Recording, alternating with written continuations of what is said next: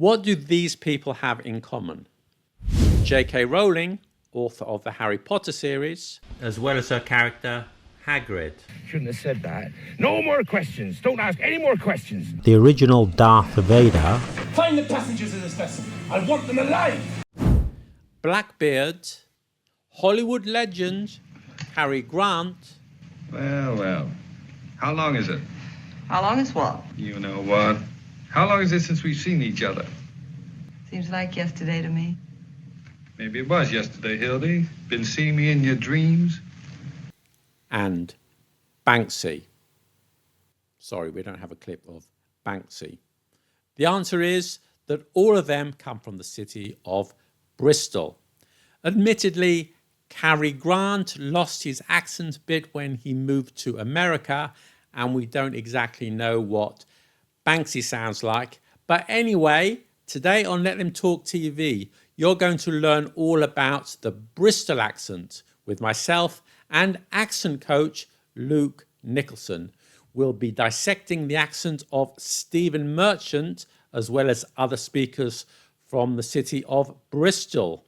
You'll learn about the Bristol L, a phantom L that's pronounced even if it's not in the word. And we'll also look at why, if you learn this accent too well, you might end up sounding like a pirate.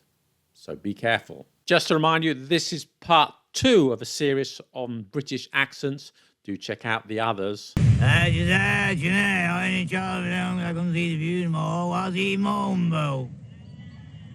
Right.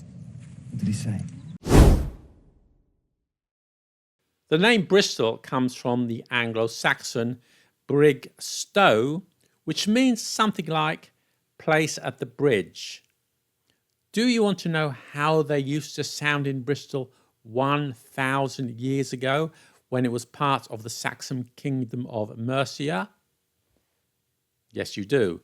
At that time, Old English, also called Anglo-Saxon, was just another German dialect, and the Norman invasion of 1066 hadn't happened yet, bringing in all those French words into English, not to mention all the words from the Vikings, those Scandinavian words, as well as Latin and Greek that make up so much of our language today. Here's a clip from the first few lines of Beowulf. Written in the West Saxon dialect. Wakar denne hinjer dagom feudkunninge frumjefronon. Huda ädlingas ellen fremmedon. Oft, skildskev, tjäderna trätta, många mig de meuroset lov till. Ik så det ärlas. Let's have a listen to the Bristol accent, and this is Stephen Merchant. There was always like a crime underbelly when I was growing up in Bristol, and my mum was involved with community service. You know, if you get a drink driving charge or some minor crime, you have to do community service. My mum wasn't a criminal. She, well, I think she stole some of those pencils from Argos. But... Over to you. So something you might have noticed in this clip is that the speaker is rhotic. That means he's pronouncing every R in the spelling. You can hear him pronounce service rather than service, which is how I would pronounce it, or charge rather than charge. So that R is always pronounced. Community service. Community service. A drink driving charge. A drink driving charge. The Bristol accent, is that similar to other accents in the region? Is it Devon, Somerset? Could we tell the difference? So you'll find rhoticity throughout the whole of the Southwest, but not everyone in the Southwest will be a rhotic speaker. You might also find variable rhoticity, so some people will pronounce R's in some words and then drop them in others. I believe that the rhotic accent used to be more widespread in England, and that's probably why the American English is rhotic, because a lot of the early immigrants were from the southeast, and at that time, the sort of 17th century, the southeast English would have been rhotic, and that influenced the American English. But that's still one of the accents in Britain which is rhotic. You'll also notice that he's using a glottal stop. Glottal stops are actually common throughout the whole of the UK. You can hear an example in community where he replaces the T with a glottal stop. This is very common in Bristol. Then, so it would be something like community. Community. You can hear in the clip that the vowel sound that he uses in driving minor crime is an I type vowel, which is different to the I sound in my accent. So in my accent, it's an I sound. I might say drive, and in my accent, that vowel starts lower. In his accent, it starts higher in the mouth. Driving charge or some minor crime. Driving charge or some minor crime.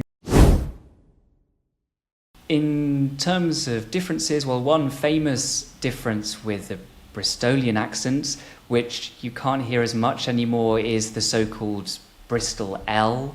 So words ending in the letter A, for example, the name Eva would have an L at the end, or at least a sound that, so it sounds a bit like evil rather than Eva.